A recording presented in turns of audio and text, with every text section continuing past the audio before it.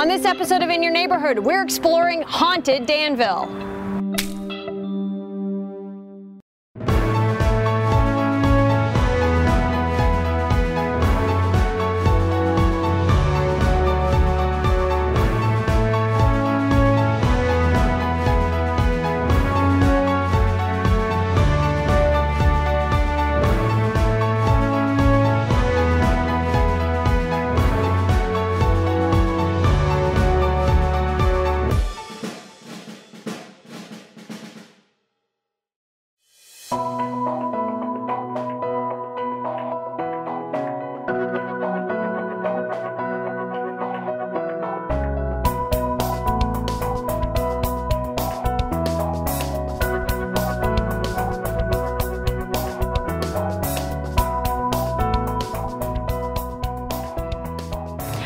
Plenty of stories about hauntings at the Montour County Courthouse, so we got together with the Cole Region Paranormal team. They're going to do an investigation in the building, and we get to tag along. Let's check it out. With the cooperation of county authorities, including Commissioner Trevor Finn, we arranged an investigation of the Montour County Courthouse. Members of the Cole Region Paranormal team participated in an earlier investigation of the building in July 2009. At that time, Gary Borisevich saw a full-bodied apparition appear in the courtroom. We were hoping for a repeat performance as our team gathered on June 30th. I joined 9 members of CRPT, Commissioner Finn, and 2 CCN crew members, Britt Troop and Matt Gertie, who were just a little bit excited about the evening. Okay, Britt, so we're about to go ghost hunting. Very excited. Yeah? What do you think about all this? I'm cautiously optimistic. Okay. I don't know if I fully believe in it, but I really hope we see something. All right, that's fair. I guess we'll find out, right? Yes. Britt is our resident skeptic, and Matt is a big fan of ghost hunting shows. I watch some of the different ghost hunting shows on TV. So you're a little bit excited about this? What do you think about all this? I think, worst case scenario, this is such a cool old building. Even if nothing happens, it's just neat to be here when nobody else is here. The courthouse is a huge 4-story building built in 1871. The basement is used for record storage and is a hub for the communication system. The first floor is mostly offices to which we did not have access.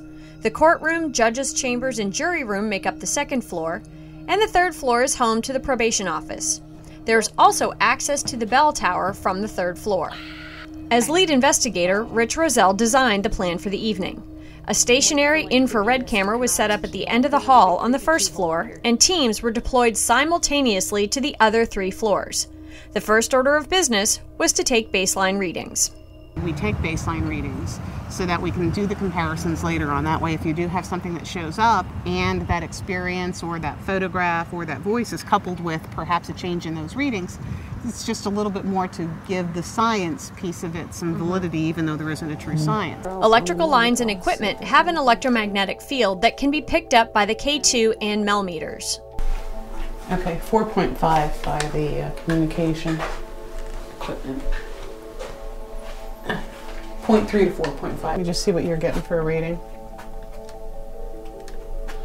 I have 75 degrees and I have a 58.1 milligauss, 62, 59, 61, yeah, this 64. Yeah, 82.9, 75. Okay, obviously this room is going to create a problem.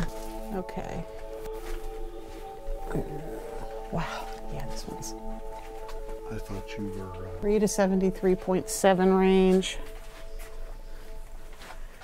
And then, okay. As we're getting ready right now, we've done our baseline reading, so we've looked at the electromagnetic fields and we've looked at the temperature. So each of our investigators is going to find one place to sit within their assigned floor, and we're going to do a vigil. Essentially, what's happening now is we want to sit, listen to the sounds of the building, just kind of get accustomed to the noises so that we can kind of pay attention to that with anything that we may hear. And if there's any spirits here, it gives them a chance to kind of check us out as well. So it's that little, you know, kind of let's get used to each other thing.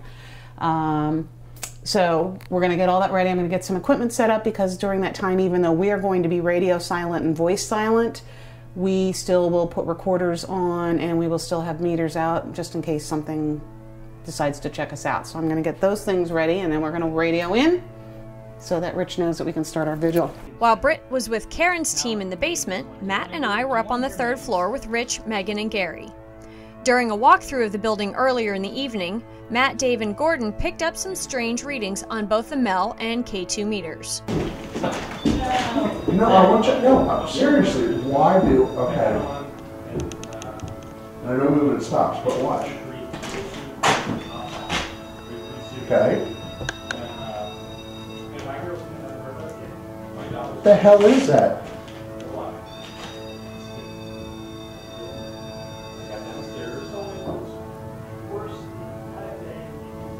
It's almost like something's walking around. But you know what? I mean, when you think that through, every time I stop, it continues for about the same amount of time before it turns off. It's pretty consistent. So it's exactly. So I'm thinking it's probably just an environmental variable, or maybe. Yeah, it's just weird how the meters are going off. If this is wrapped in a copper cupola and it's got lightning rods all around it, it could be just loaded with static. There could be static just all. Yeah. Plus the. Look at this. Like. Yeah. I know, it's sweating like a, Yeah. But at the same time, with all this, this could be a hot spot. This is what's weird is his picks up. His is picking up. The milligauses of a magnetic field, and this is actually touch only. This is only supposed to go off when something touches this. Huh. So this isn't reading any environmental field. This is touch only. But this thing, I have every light lit up. Huh. Every light is lighting up. I'm on the window. Right. That could be static, Yeah. like he's saying. Right. From being in the cop, wrapped in the cop. It's gotta be. It's just off the hook. Now there's a blue. There, look. Now there's a blue. Yeah. And it stops. Gordon also reported hearing the door to the bell tower rattling after everyone had exited. This seemed like an ideal spot for us to set up shop for the first rotation. Megan took temperature readings while Rich set up an infrared camera. After the vigil, we headed back up to the bell tower. Whoa. It's neat up here. It is. Not in love with these stairs, not gonna lie. They're a little skeevy, but it's neat. While we're up here, we might as well see if anybody's up here with us. Oh, okay, let's do something cool, Rich, while we still have good enough light to shoot it. What we're going to do is an EVP session. That's basically, we're using digital recorders. The theory is that they use frequencies different than ours, and the digital recorders will pick that up where we may or may not hear them with our ears. Okay. Well, my name is Rich, and I'm here with a couple of friends, and we're here just to try and see who is here at the Montour County Courthouse. Maybe you worked here, maybe you lived by here, maybe you had nothing to do with the courthouse, but just stay here. If there is anybody else here tonight, can you tell me your name? Can you tell me if you know you're dead?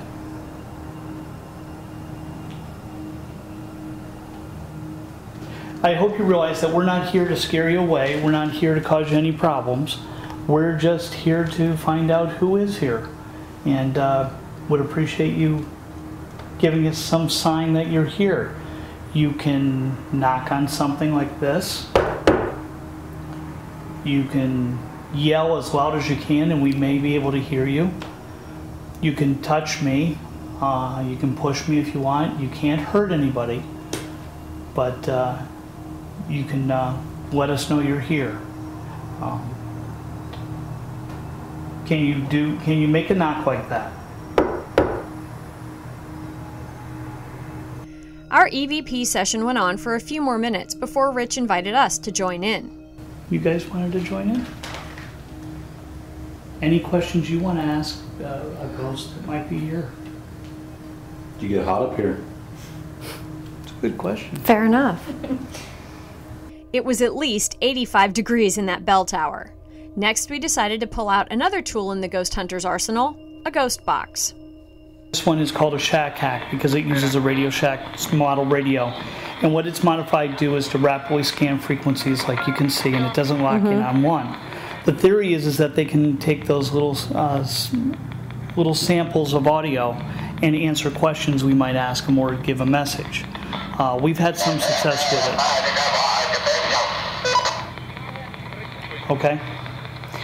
But anyway, that they can take the little sound bites and answer questions or send a message. Okay. We've had some success with it. So like we did the regular EVP session before, we'll ask the same kind of questions and give them some time to try and use this. Okay. Okay? Let's see. Now, when you've had success with it, does it stick on one channel, or does it? No, it scans. Does it break the pattern at all? What it breaks, and the way that we can tell that it's doing something, is you'll get a voice that is completely different than what you've been able to hear even on the scan. It might be a distinctly female voice, or maybe even almost mechanical voice, but you try and pull through the bleed through something that is significantly different and is appropriate to what you're asking. This is Rich again, and I'm here with Jen, and we're going to ask you the same kind of questions, except now we have something that you can take and you can use to form words, and hopefully we'll be able to pick them up on our recorder later. So please feel free to use this, and maybe you can tell me, who are you? What is your name?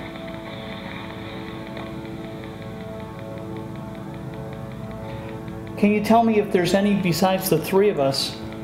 Is there anybody else up here tonight? Maybe you prefer to talk to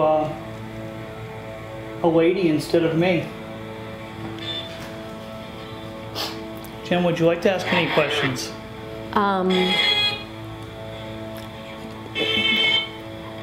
Why are you still at the courthouse?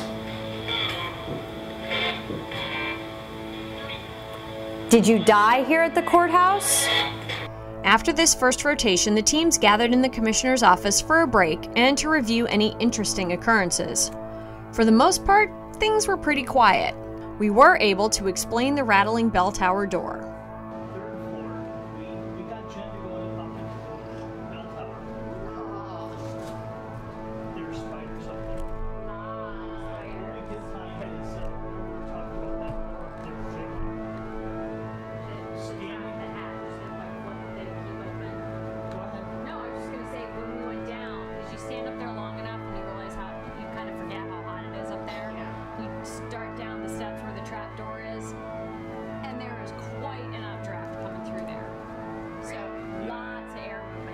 A couple of things you may have noticed, particularly if you're a fan of ghost hunting television shows. First, we are all wearing black. Why do we always wear black? Well, first of all, because the white and with the infrared lights tends to blur, and it'll give brightness to the camera, and sometimes a whiteout, which will interfere with anything that we're trying to take a picture of. Okay. The darker colors appear white, but don't black out the camera. Okay, so it's really simple. It's not so we can all look cool and ghost huntery. It's not so we can sneak around in the dark and not see each other. Okay, fair enough. Second, we are not whispering during a rotation. The reason that we talk at regular tone of voice rather than whisper is because when you whisper, you can't tell what is actually a paranormal voice and what is somebody actually whispering, their name or something in order to try to be quiet. Besides, the ghosts know we're there. We don't have to whisper. We sat through another hour of rotation, and let me tell you, it was really quiet in that courthouse. As the clock ticked toward midnight, it was decided that we should hold a group EVP session in the courtroom. Since we were in the courthouse, the line of questioning often centered on a ghost's criminal record. Have you ever been in trouble with the law? Is that why you hang around here? Are you trying to prove that you're not guilty? Or were you guilty and they didn't figure that out and you're just here to kind of spite them? We really would like to understand why it is that someone would stay here after they pass on from this earth. Can you tell us that? What's it like? Even Trevor Finn had a few questions for any spirits that might be hanging around. Were you guilty of a crime?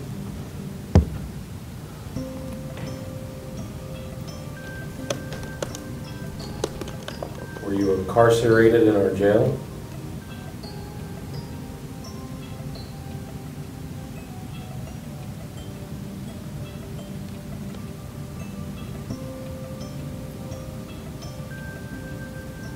Do you believe in God? Eventually, Rich moved on to one of his favorite bits. I had tried to play before with the old shave and a haircut 2 bits. I'm sure if there's been other people in here investigating, they've done that. It's something we all can do. So I'll show you how it goes. And your answer should be. So let's see if you can end it for me this time.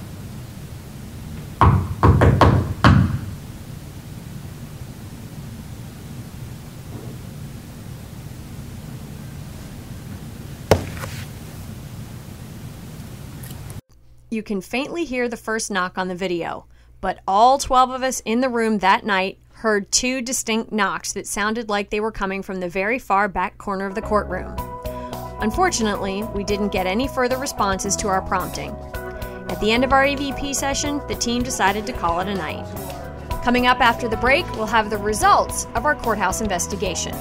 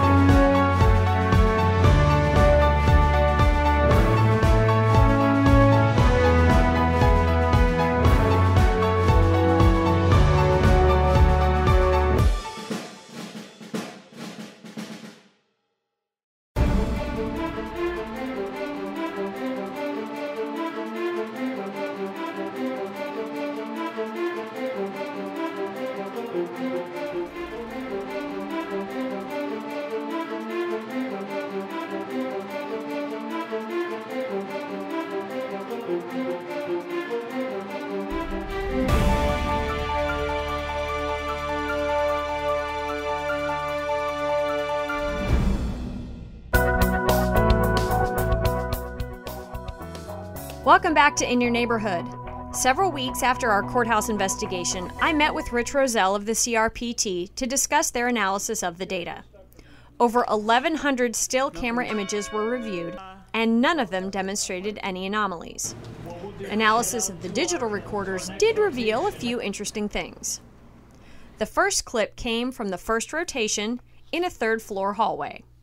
You folks were upstairs with us, with Megan, myself, and Gary, and it seems that during a conversation, somebody wanted to join in with us. I'm a little disturbed by that, I'm not even gonna lie. Get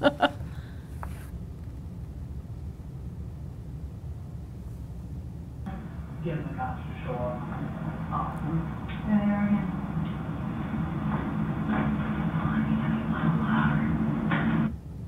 Let's take another listen to that. Get the cops to show up. There they are again.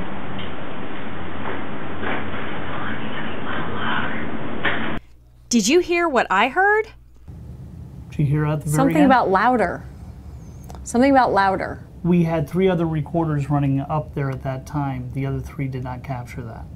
Whose recorder was that? That was mine. Was I? You were there with I was going to us. say, I was standing there because I remember. We were talking about... I was trying to figure out the police not coming because Karen usually has with the flashes that go through the windows. Right, Yeah. and that Trevor had told the 911 people. Right, the sheriff's department. on Right, that. so it was in the 3rd floor hallway, outside of probation. Oh, okay, right, We were yes. right at the end where you would go up to the attic in that little Yep, where we area were right standing there because you'd set the camera up there. It was Right. right in there. I had 3 other investigators listen to it, and we couldn't decipher exactly. Mm-hmm. Again, remember the idea is that they're usually a little bit off frequency and Mm-hmm. a little bit off phase, if you will, because they're not in the same plane we're in. Okay. Fascinating. That was actually creepier than the whole ghost hunt. 4 hours in the courthouse. That was creepier. A few minutes later, Megan's recorder picked up this clip. It's just like it's thundering, but it wasn't thundering. And we thought, well, maybe it's trucks going by up. The truck went by, we didn't even hear it, and it was loud. So my husband was getting... It's funny because it does sound like it's out of place. I didn't hear what it was. I just heard a place in there where it sounded different. I'm going to play it again and listen a little bit closer, and then I do have it amplified also. Okay. And when we get to the video, there's an interesting story that goes with this. It's just like it's thundering, but it wasn't thundering. And we thought, well, maybe it's trucks going by up. The truck went by, we didn't even hear it, and it was loud. So my husband was getting... As we said, that showed up on Megan Lunger's digital recorder at about 9:27 p.m. At 9:15 that evening, Lisa Lunger, Megan's mom, said this during an EVP session on the second floor. If you don't want to interact with us here in this room, I have a younger daughter up on the third floor. Her name is Megan. Can you go whisper her name into her ear? And within 10 minutes on that next floor is when we got the hello or the hi in the EVP. Wow. And it was Megan, and it was her recorder. Dave Byler picked up the following during an EVP session he did in the bell tower. Listen to his question and then listen after very carefully, and then the second question the same. Okay. Were you wrongfully accused or wrongfully imprisoned?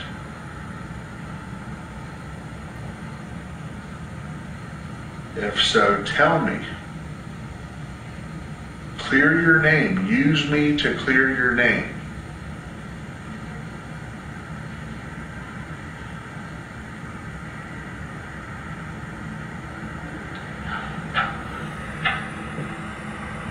From the infrared camera set up at the end of the first floor hall, we have these 3 clips. They are put together, but they all occurred within a 5-minute time period.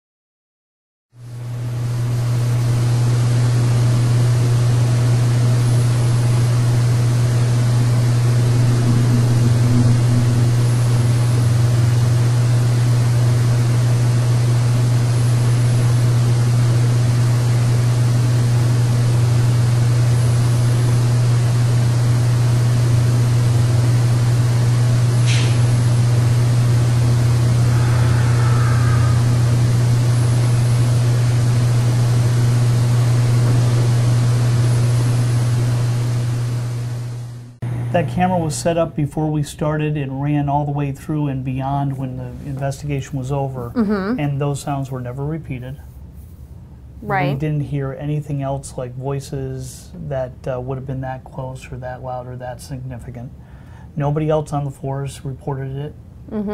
That at that point, in fact, the 3 of us were up in the tower. Right. And we didn't hear any yells from outside. I mean, we saw lots of people watching us up through the windows. Right, and stuff. and we also didn't have, like, nobody came over their walkie and said, did anybody yell? Who yelled? And nobody on 3 floors reported that. And I'm pretty sure, at least for, it's hard, you know, if you're trying to guess, like, where did that come from? You know, location-wise, it didn't sound like it was right there on the first floor. I mean, if we're that camera and we're standing on the first floor next to the camera and we heard that, that was not on the first floor. It would have been on one of the other floors where we were. Right, and up or down. Remembering that camera was at the end of the one hallway, so somebody would have had to walk behind it and you would have heard that.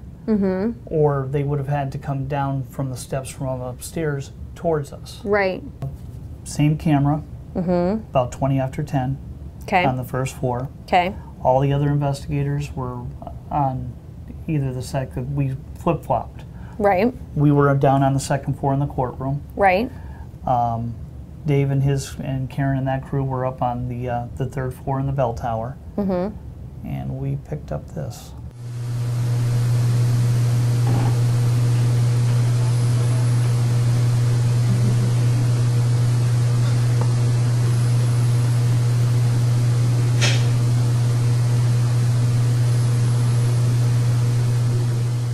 So that's the evidence.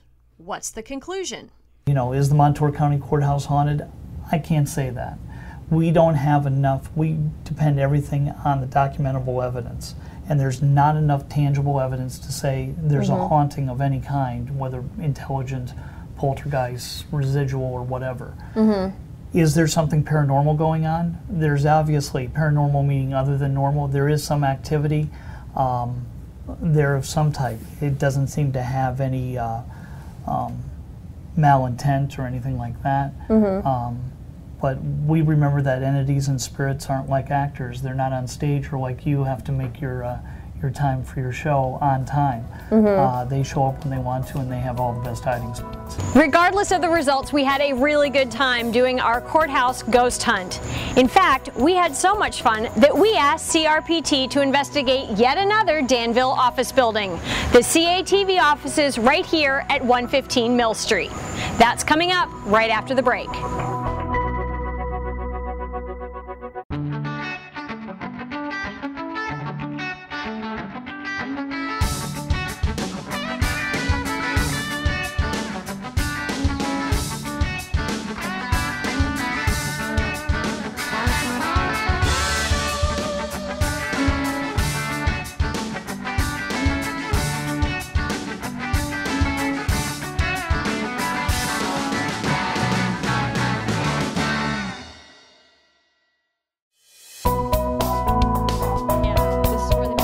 Welcome back to In Your Neighborhood. We're ready to start our investigation of the CATV office building. Every CCN employee can tell you the story of our ghost, who we affectionately call Pete. Peter Walsonovich was the founder of CATV, and he and his brother John Walson, John founded Service Electric. They bought the land, built the building in the 60s, and the upstairs portion of this building was supposed to be Pete's home, or his apartment above the cable company, which is downstairs. He unfortunately got sick, got cancer, and was never actually able to live here. So I was told probably the first or second day that I started working here, we have a ghost, his name is Pete, don't worry about it. So that is the tale of Pete the Ghost. So we are here tonight to find out, does Pete really hang out in the CATV office? Matt Gertie has had his own paranormal experience in the building. He was alone in the upstairs studio one night after filming a football game. I heard what I was absolutely certain somebody kicked in the door back there. At that point, there was a dumpster right behind the door, and it sounded like somebody kicked the door and the door slammed in the dumpster. And I was like, holy cow, somebody just broke in. It sounded like they were like tearing the place apart, maybe looking for something. Got back, I hear the big fire door slide open. They get into this door. It sounds like this door flies open. At this point, it sounds like they're in here, so I'm like directly above them. The stairwell's open. It sounds like somebody just goes through that in like maybe like 10 seconds, just ripping things off of shelves, like somebody's looking for something of value or something. Come in here, I hear that door open and close. Somebody rips apart this room the way it sounds, goes in there, does the same thing. At this point, it's like, all right, they're coming my direction. And I was pretty scared, not thinking it was anything paranormal. So I was just around the corner at the top of the stairs, and I was like, don't come up the stairs. And like I hear like footsteps that stop right there, and I was like, I'm at the top of the stairs, like there's no way out for me right now, like don't come up the stairs. Like I was trying to like kind of be tough almost. I was like, I swear to God, don't turn the corner. And I hear 1, 2, 3 footsteps up these stairs right here. I jump on, I was like, there's nobody there. So Matt searched the entire building and found nothing out of place. I got about 3/4 of the way back when I started to realize that something creepy might have just happened. There have been several other employees who have heard strange noises or footsteps when they're alone in the building, but Matt's is by far the most significant. Our CRPT crew consisted of Rich and Angel Roselle and Jeff and Elise Hampton. For our first session, Britt and I went upstairs to the CCN studio with the Hamptons, while Matt hung out downstairs with the Rosells. For this shoot, I brought along my husband's video camera that has night shot capabilities. We took some neat video and poked some fun at some other ghost hunting shows and movies. I'm so scared right now. Run. Oh my God, did you hear that? After taking baseline readings, we sat quietly for a 10-minute vigil. The team downstairs sat in the front office, Jeff and Elise were in the studio upstairs, and Britt and I sat together in an upstairs office. During the vigil, Britt and I heard what sounded like a woman giggling. It was faint at first and then got louder. I looked out the window to see if someone was outside and saw no one. Later, during the rotation, co-workers who were unaware of the investigation entered the building. We suspected that they were the source of the giggling. Jeff suggested we try to pinpoint the location of the sound by recreating the situation. He and Britt went to the upstairs office, and I went outside. So we're trying to test and see what Britt and I heard when we heard giggling. While we were sitting in the vigil for the first rotation, we could hear giggling. We think it might have been one of our coworkers, we're not really sure, so we're testing what the sound kind of sounds like from outside, and then we're gonna go test it inside as well. So let's see what this is. So here I am talking, and the giggling was like, like that kind of giggling. I don't giggle like that, so it's really hard to do. Say go a little louder.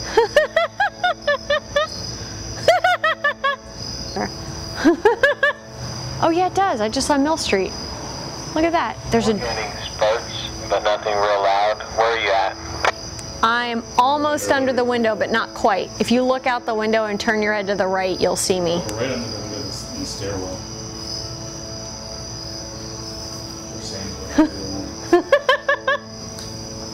Alright, you want to come closer? Yeah, and then I'll go inside too and try it from there, because I think that's where they were. Okay, if I stand here, can you hear me? I feel bad for the people who live right there. I hope they're not home. Hold on, I'm gonna try one from a different spot. So tell me if you can hear this.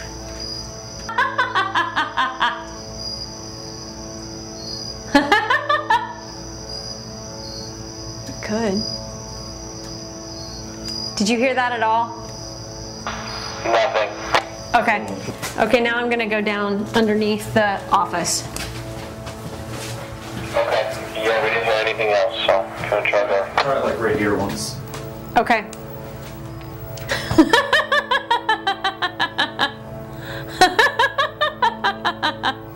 It's so hysterical that you keep doing this. So you can tell the difference between my real laugh and my made-up laugh. Your made-up laugh sounds pretty close to Diana's, but I give you credit for it. Well, I'm trying to make it sound like that. So, I mean, you assume they were talking and whatever. Okay. Here we go again. We're gonna try it from right here.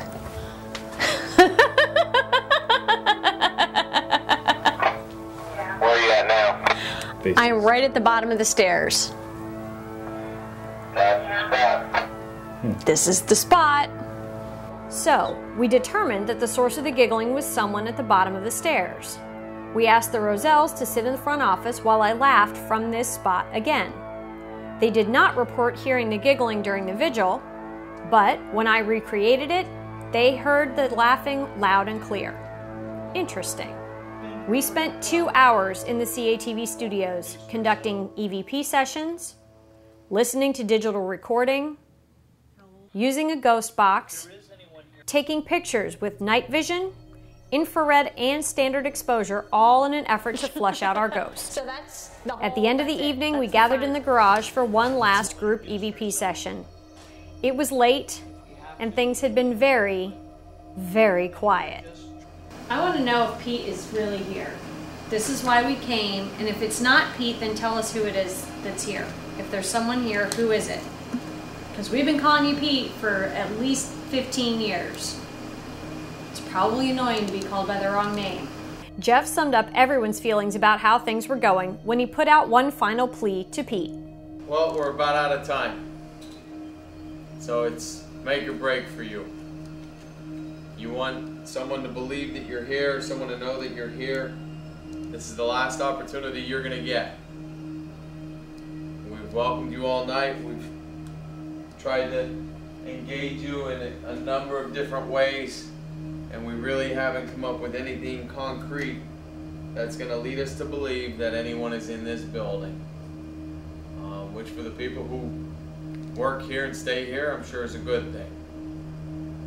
However, there are a few people who believe that there may be someone else in this building. So we'll ask it again. If there is anyone, any spirit, any entity that occupies this building, we ask that you now show some sign of your presence, whether it be through lighting up one of our devices, speaking into one of our recorders, or otherwise identifying yourself through some shape, form, sound, noise, reaction, interaction, anything. The CRPT team reviewed the infrared video footage, listened to digital recordings, and examined all of the photos.